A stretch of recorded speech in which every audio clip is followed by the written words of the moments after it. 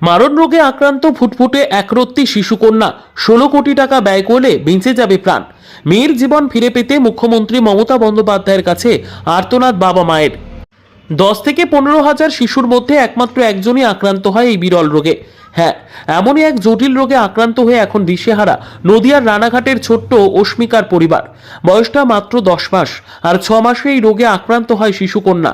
ফুটফুটে নজর কাড়া চেহারা যেন আরও রোগ যন্ত্রণার শিকার হয়ে উঠেছে। মেয়ের প্রতিটা মুহূর্তের কষ্ট এখন কুড়ে কুড়ে খাচ্ছে বাবা শুভঙ্কর দাস এবং মা লক্ষ্মী দাসকে। বাবা শুভঙ্কর দাসের কথায় তিনি একটি বেসরকারি সংস্থায় কর্মরত, কিন্তু বিগত 4 মাস ধরে কাজ করতে পারছেন না। অস্মিকা জন্মগ্রহণের পরে যখন 6 মাস বয়স হয় আর 5টা শিশুদের মতো স্বাভাবিক ছিল না, তখনই ডাক্তার দেখাতে শুরু করে। কলকাতার এক সুনামধন্য চিকিৎসক শিশুরোগ বিশেষজ্ঞ নিউরোলজিস্টকে দেখানো হয়। তারপর অস্মিকার জিন টেস্ট করে অপেক্ষা করা হয় 20 দিনের। তারপরেই এই বিরল রোগের রিপোর্ট সামনে আসে।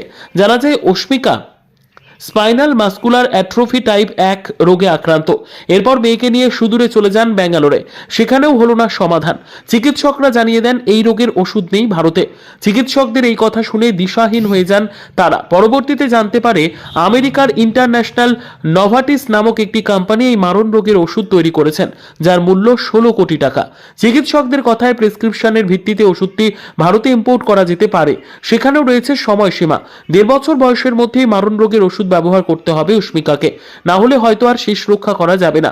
এমতো পরিস্থিতিতে শুধু দিশাহীন নয়, রীতিমতন করজোড়ে কেন্দ্রীয় সরকার এবং রাজ্য সরকারের কাছে আর্তনাদ জানাচ্ছেন অস্মিকার বাবা মা।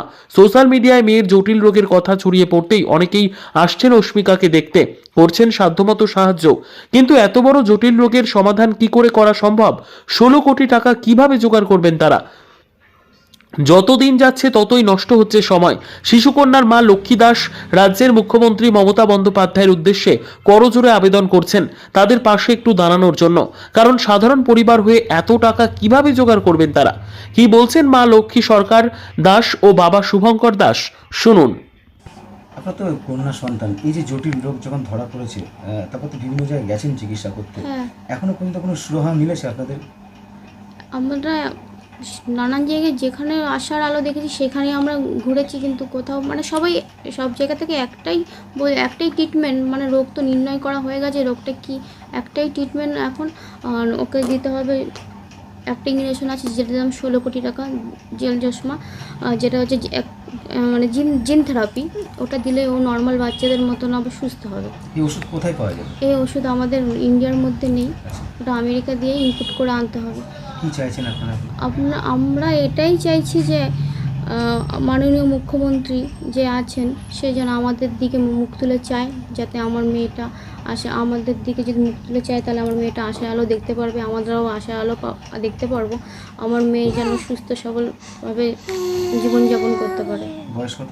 বয়স এখনো 10 মাস, আর এটা ওর 1.5 বছর বয়সের মধ্যেই দিতে হবে। আচ্ছা, মানে এটা সময়সীমা রয়েছে? হ্যাঁ, সময় আর আমাদের হাতে বেশি নেই। জটিল রোগটা কবে ধরা পড়েছে?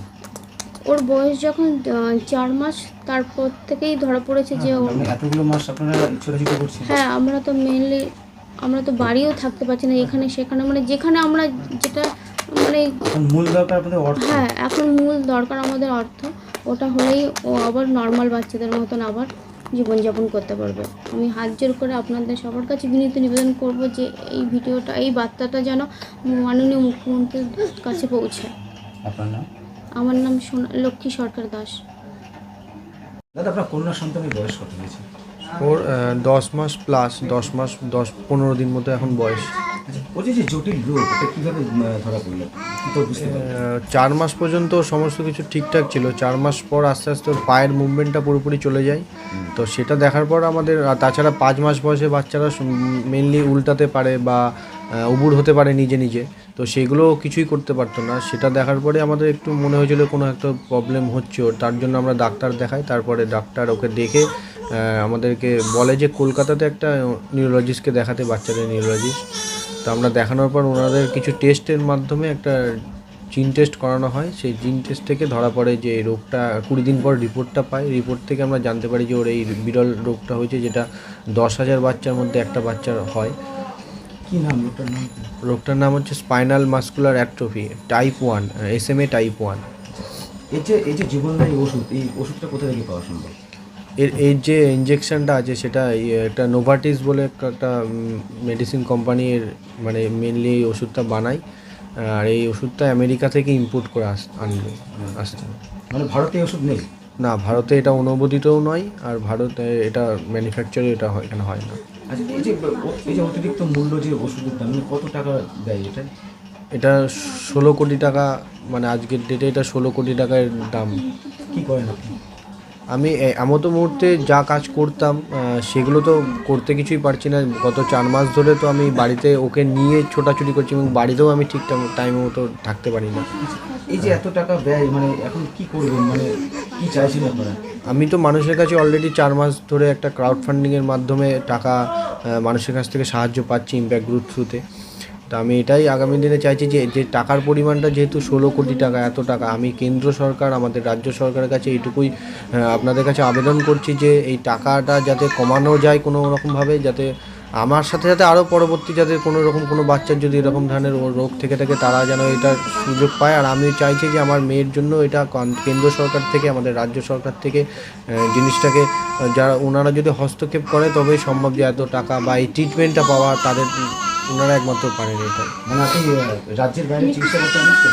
আমি রাজ্যের বাইরে গেছি, আমি দক্ষিণ ভারতে গেছি, আমি ভেলুর গেছি, আমি ব্যাঙ্গালোরে গেছি। মানে সব জায়গায় নিরাশ হতে হয়েছে? হ্যাঁ, সব জায়গাতেই নিরাশ। মেনলি ওর ট্রিটমেন্টটা ওই একটাই, যে একটা ইঞ্জেকশন ওকে 1.5 বছর বয়সের মধ্যে ওকে দিতে হবে, নাহলে লাইফ রিস্ক আছে এটা। আপনি কি করেন পেশা?